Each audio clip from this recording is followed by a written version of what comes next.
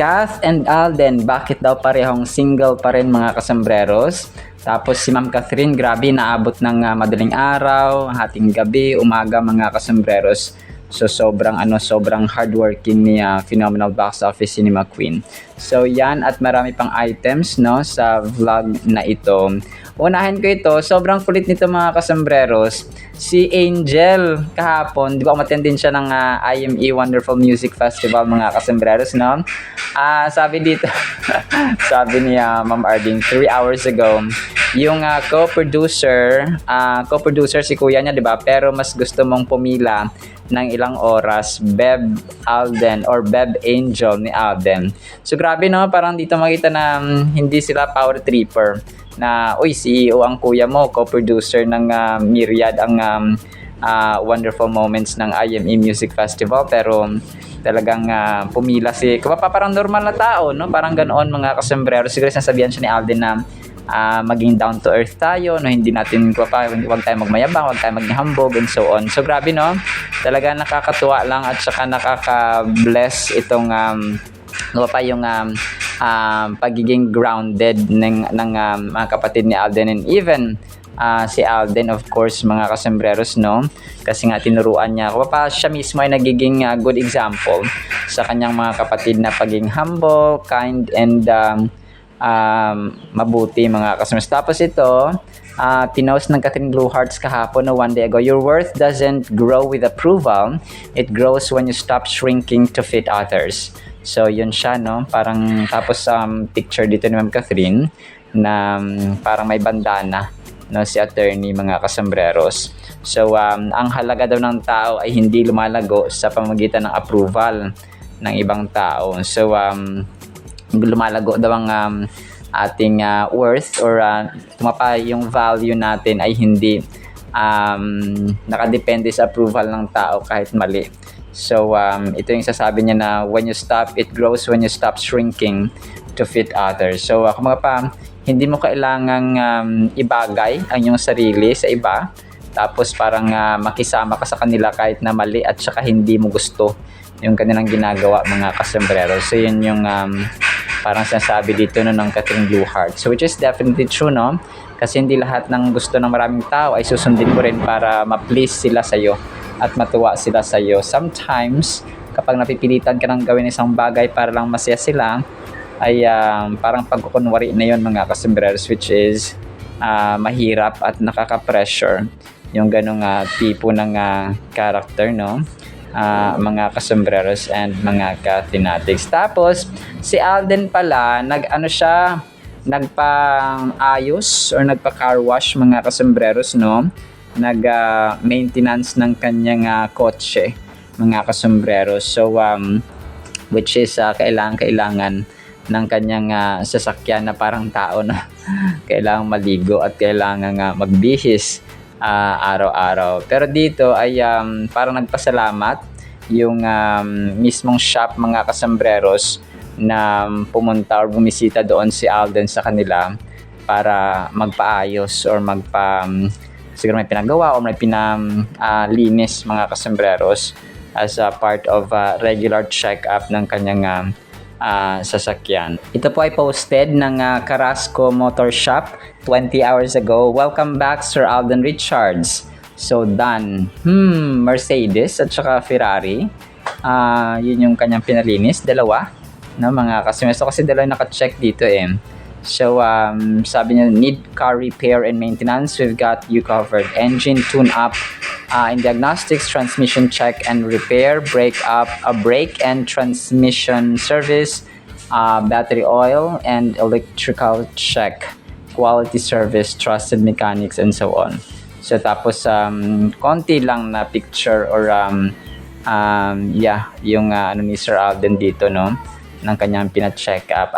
Tapos ito, gusto ko tong pinost ng isang admin. So parang team panatag, no, ang Kath din mga kasembreros, na kung saan ay talagang dumadami pa rin ang naniniwala na Kath din lang sa kalam. So ito pa ay posted of course no, ni Shian Ro na isang team panatag na Kath, then hashtag panatag mga kasus 15 hours ago. Tapos, 9 hours ago, posted naman ito niya KD RGL Taton, no? Talagang na-touch din siya. Doon sa mga mga napatapos or nakapasa na mga scholars ni Alden, no? Sa kanyang AR Foundation. This man is a blessing to others.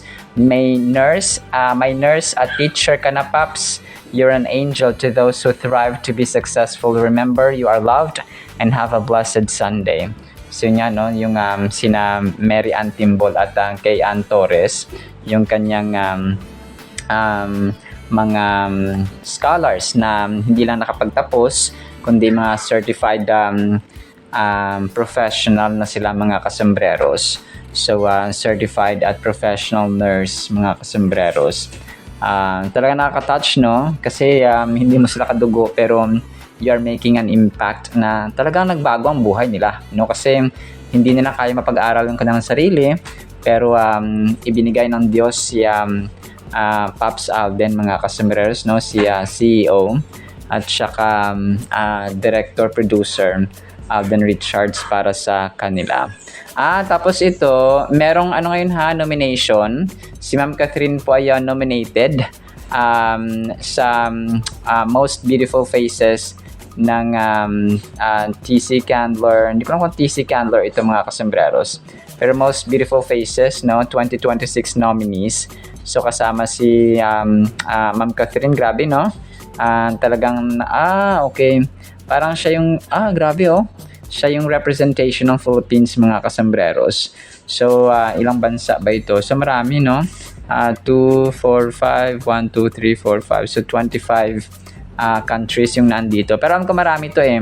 Pero dito lang na part na ito nakasama si Ma'am Catherine kung kaya ito yung sinama nila. So Most Beautiful Faces. Parang hindi ko lang alam kung votation ba ang labanan dito or parang votation siya mga kasombreros. So Catherine Bernardo, Kim Jisoo, Jang Won Yung. So parang dalawa yung Korea dito. Pero hindi ko lang alam kung bakit. So pero yun, Philippines. Baka kasi sa kung TC Candler ito, alam ko may iba pang iba pang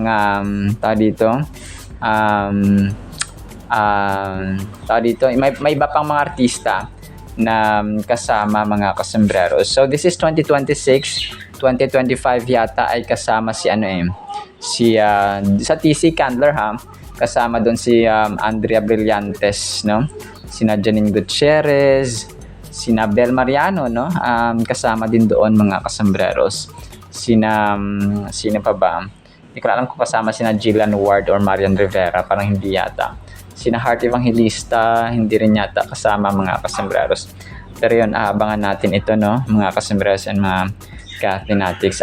Tapos ito, ang cute nito, 10 hours ago, Filipino telenovelas, Catherine Bernardo and her iconic movies and series. So, parang kinumpile nila yung mga nagawang serye at pelikula ni box office queen Laluna Sangre, Mara Clara, Way Back Home, Must Be Love, She's Dating with a Gangster or She's Dating the Gangster, Crazy Beautiful You, A Very Good Girl, The House of Us, Hello Love Again, Barcelona, Princess and I, Too Good to Be True, The Promise, Got to Believe, so A Very Good Girl. So hindi lang nasama dito, ang daming likes, 2,000 likes mga kasombreros. So hindi lang nasama dito yung Hello Love Goodbye, no, ni Ma'am Catherine mga sa sobrang dami na siguro hindi na nagkasya, no, pero maraming salamat sa pagre-remind na grabe, no. Dito yung sa major item natin na itatakil natin ngayon mga kasombreros. So isa sa mga major items natin na grabe, no, inuumaga, kasi sabi dito sa voiceover, papakinggan natin ito mamaya. Sabi dito ng fan na nag-upload ng video ay dito nung umalis daw sila nadaanan nila si Ma'am Catherine yung sa sasakyan niya sila mga kasombreros. So ito kasi parang mas detalyado siya mga kasombreros, no? Doon sa may eksena nila, siguro medyo mahirap-hirap yung eksena nila, no, yung sa sasakyan si Ma'am Catherine mga kasombreros. Nung dumaan daw sila ng asawa niya, 7:00 ng umaga yata or parang basta umaga pa. nadaanan nila si Catherine. Ito yung so parang naisip niya dito na hindi biro, no, yung kanilang ginagawa. Tapos nung umuwi na sila nung alas 12 na ng hating gabi, andun pa rin sila. No, nagsushoot pa rin mga. So grabe, parang dito niya na-realize din na hindi pala basta-basta maging artista, no. So tulad nito, so grabe ang mga tao. Bash ng bash kay Ma'am Catherine, pero tingnan yung trabaho ng Ma'am Catherine, hindi ba? Hindi biro yung kumapa yung title, yung kumapa yung achievements ni Ma'am Catherine ay talagang pinagpaguran. Kung ano man, lahat naman tayo na nagpapagod mga, pero sila talagang grabe. Dito ko na-realize na hindi biro, no, yung kanilang ginagawa na artista ka, hayahay, sikat, no, famous, maraming pera. So pero hindi natin nakita yung talagang hard work na sa likod ng camera, no, sa likod ng achievements, awards mga customers ay nandun yung talagang puspusan, paspasan at saka yung hirap, pagod, puyat na literal mga customers.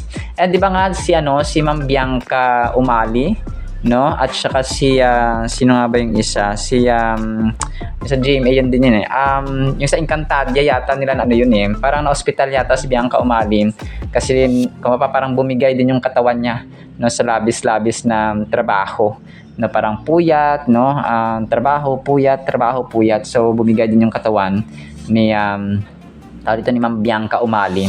So na-post niya yun parang parang last week yata ng January. So yun, nag-post siya na bumigay yung kanyang katawan dahil sa labis-labis na trabaho at puyat mga kasembreros. So yun, hindi biro. So dito, dalawang videos ito mga kasembreros. So play ko naman ito mamaya, no, para mapakinggan ninyo mga kasembreros. So dinitilyado or detailed yung pagkasabi niya dito mga kasembreros. Tapos isa pang major item natin, nag-post dito, no, ang isang admin kagabi yung bakit kaya or parang kaya pala single si Alden and maging si Ma'am Catherine mga kasembreros. So malinaw na ha, erase AI lamang ang mga videos natin pong nakita at saka na pinost mga kasembreros ng mga gumagawa ng grabe, no, sana tigilan na nila, especially kapag nakakasira ng image niya Ma'am Catherine. And may pinagmumulan kasi sina OG Diaz yung pinakapunot dun. Kasi kung hindi nila in-issue na si OG Diaz and so on na ganito ganyan, hindi sana hindi ma-inject sa mind ng mga tao yung na may relasyon sila ni Mayor Mark Alcala. Pero yun nga, no. Ay nako po. So talagang sinisi na Sir OG Diaz. Pero ang mga tao din naman kasi, no, kapag hindi sila katulad natin na talagang makakat, then ay maniniwala lang din sila. So parang magpo-post na lang sila mga edited na picture, edited na videos dahil nga na-inject na sa mind nila na may relasyon sila. So ganun. So yun nga, major item tayo. 8 hours ago, no, sabi ni Ariza Jane, kaya pala still single si Alden, nagpapayaman muna. Career muna, walang masama sa in love, pero hindi ka pwedeng magmahal kung wala ka pang direksyon sa buhay. Tama. Unahin mo ang trabaho, unahin mo ang disiplina, unahin mo ang pagbuo ng sarili mo at pangarap. Ang babae dadating pero ang panahon at pagkakataon umaalis. Tama, no? Maging lalaking may pangarap. So hindi lalaking puro kilig pero walang plano. Definitely. Very well said. Sabi pa niya dito, ayusin mo muna ang buhay mo. Respeto mo yan sa sarili mo. #Alden Richards and #celebrity. So which is very true, no? Tamaan ang dapat tamaan. Pero yun nga, no? Maraming mga kabataan, maraming mga taong inyong nagpapadala sa kilig, nagpapadala sa kumaga pa sa bugso ng damdamin, pero when it comes to responsibility and accountability ay wala, no, zero balance mga kasembreros. So same goes with Ma'am Catherine, no, talagang focus muna sila sa trabaho. So they're both single, no, si Ma'am Kat at saka si Alden, kasi nga they're also waiting for the right moment. So pansinin natin, di ba, si Daniel Padilla lumantad na, si Ma'am Catherine at saka si Alden tahimik, no, kasi nga gusto nila ng private na and sabi nga natin baka ala Aga Mulak at saka Charlene Gonzalez Mulak yung kanilang datingan mga kasembreros na parang never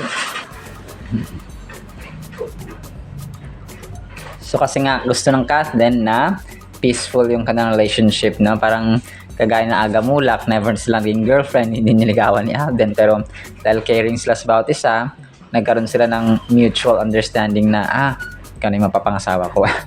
ganon ang tirada ng Kathleen, mga kasembreros. So, Team Panatag tayo. Tapos ito, pasegwihan ko to ha, kasi andito si Nadine at saka sina Piolo, sina Vice and Ann, na close din sa Kathleen, mga kasembreros. So, nagkaroon pala sila ng 4 hours ago, nagkaroon sila ng victory party dun sa pelikula nina Vice at Nadine, no, na Call Me Mother, mga kasembreros. So, kasama dito sina Ann Curtis, Vice Ganda, Nadine Lustre, Piolo Pascual, Donnie Pangilinan, Khalid Shari, Juan Carlos, no, si JK Labajo, tapos yung ABS-CBN Chairman Sir Carlos Katigbak, si Cory Vidanes, si Mikey Pineda, andito rin siya, at saka si yung boyfriend niya, no, ni Ma'am Nadine Lustre, na si Christoph Barrio, mga kasembreros.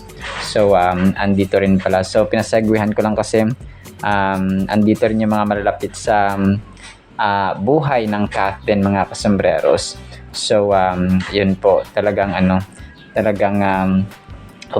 big congratulations sa Call Me Mother, mga kasembreros, no, sina Nadine Lustre. Alam ko part yun ng parang part yun ng Metro Manila Film Festival 2025. Hindi lang siguro sila nakapag victory party agad-agad kasi nga inaantay din yung income, no, yung box office, at saka baka busy din ang lahat, mga kasembreros. Tapos ito, congrats, no, sa AR Troopers. 13 hours ago, nagkaroon daw siya ng 17,000 reactions sa post niya last week, no? Tapos picture ni Alden doon sa kanyang pre-concert fan meet, mga kasembreros, no, nung kanyang 15th anniversary sa showbiz, na kung saan ay naka-denim jacket, no, nakamaong na jacket si Soiti, si CEO, Chief Executive Officer Alden Richards, mga kasembreros. Alright, so yan lang actually, no, sa ating Kathleen items. Team Panatag tayo. Ipi-play ko tong mga videos, tapos enjoy, at sana po ay matuwa kayo while watching these videos. Tapos pakinggan natin, of course, no, ang salita ng Panginoon na sobrang ganda. Isang pinagpalang araw po ha sa bawat isa. Sobrang pagod pala ng mga artista pag nag-taping. Biro mo, kaninang umaga pa yan sila nagsimula. Tapos, umuwi kami ng asawa ko nang sinundo ako. Alas 12 mahigit na, sumag-alauna. Hindi pa sila tapos. Si Catherine, lagi nakasakay doon sa kotse na yan, nahihila. Ganyan lang pala. No? Ito yung time na hinihila na si Catherine. Panay ang stop kasi nga pinapagulo yung buhok. Tapos inaantay yung lumabas yung tubig na galing sa sasakyan, sa pumpero. Kasi may sinalin yung pumpero dyan na tubig para din sa sasakyan na sinakyan niya. Tapos saka pauunanin si Catherine. Ayan. Tapos si James Reid nandun sa van na kulay itim na malaki. Naghihintay na matapos si Catherine na ng kanyang set. Ayan. Tapos tingnan nyo naman yung ilaw.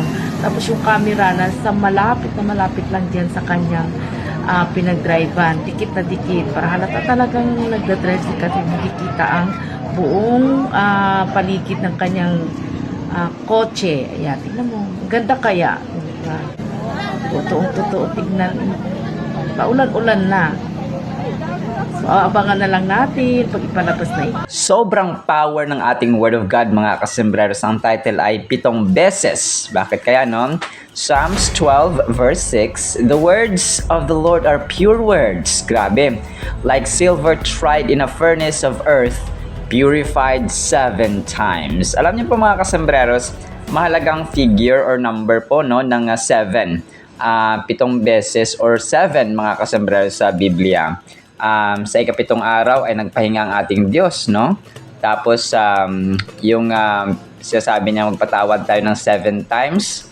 Hindi lang siya 7 times, kundi 70 times 7. Hindi lang din siya 70 times 7, kundi forever, no? As long as hihingi ng tawad ng ating kapatid, ang taong nakasakit sa atin, kapag hihingi ng tawad, mga kasembreros, ay dapat patawarin. Marami, no? Ang alam ko, number 7, napakarami po niyan, mga kasembreros. Nung sa time ni Elisha, sinabihan niya yung hari na, or yung kanyang pinapagaling na hugasan mo ang iyong sarili sa Ilog Jordan na makapitong beses. So, and marami pa, no? Of course, ang Sabbath day. Tapos yung, yung pagkatapos, no, ng Sabbath day, yung pamamahinga yun mga kasembreros ng Panginoon na na sa ikapitong araw, no, ay magpahinga ang tao mga kasembreros or mag-worship sa Kanya. So, sa Genesis 7:2, no, take with you 7 pairs of every kind of clean animal. So, yun yung pagkapasok ni Noah, no? Grabe, no? 7 pairs of every kind of clean animal. So, sa time ni Noah nga, mga kasembreros. So, yun.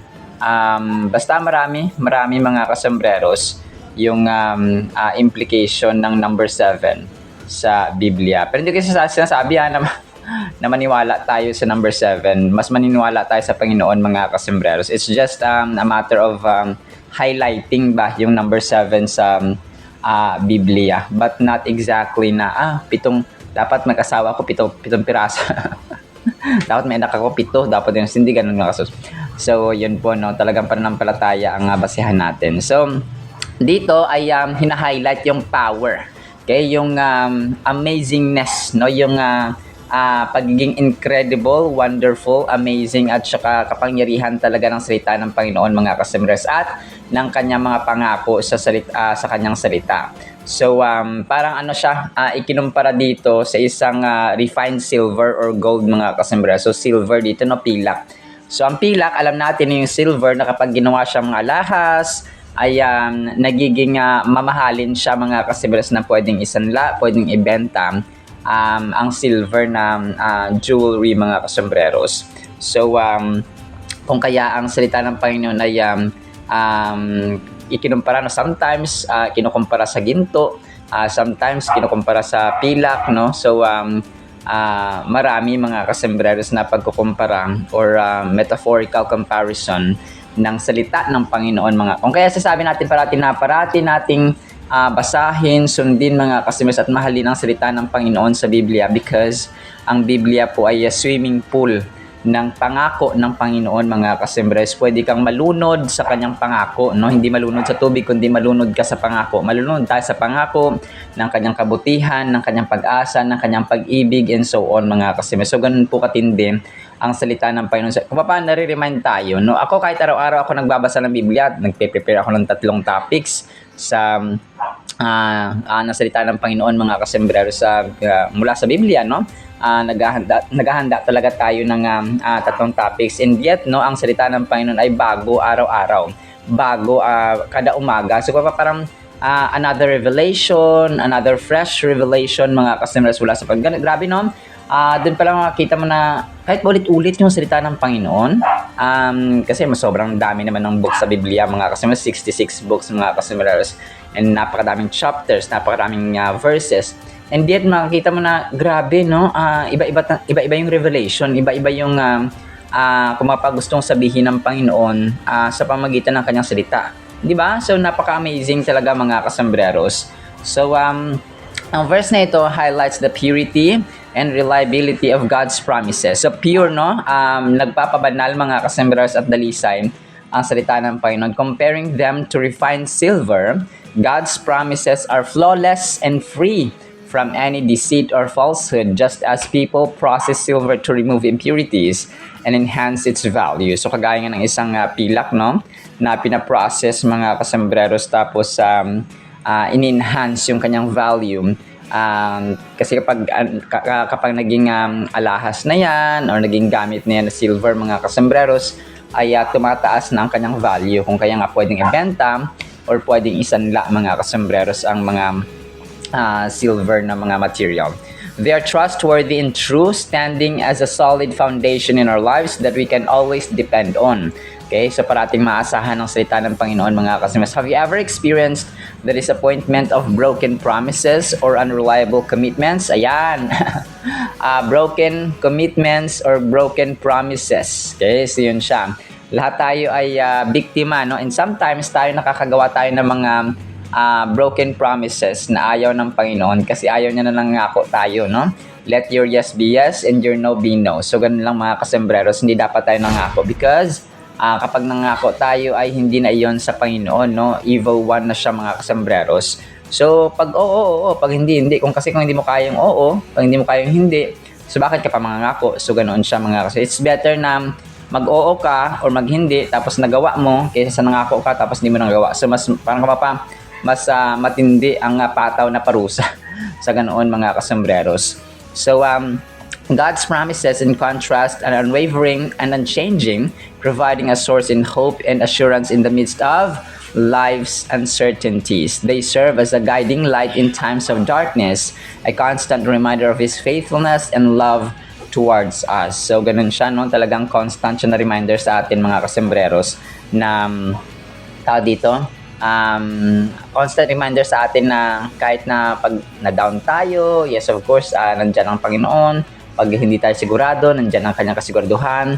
Pag madilim na yung paligid natin, parang hindi natin alam ang gagawin, ang salita ng Panginoon ay yung path, yung guide mga kasama, yung gabay natin na ganito dapat ang gawin, no? Psalms 12 verse 6 is a profound verse that delves into the purity and reliability of God's words, offering a reassuring glimpse into the divine nature and trustworthiness of His promises. In a world where uncertainties abound and values seem to shift like sand, the unchanging essence of God's word stands as a beacon of stability and truth, no?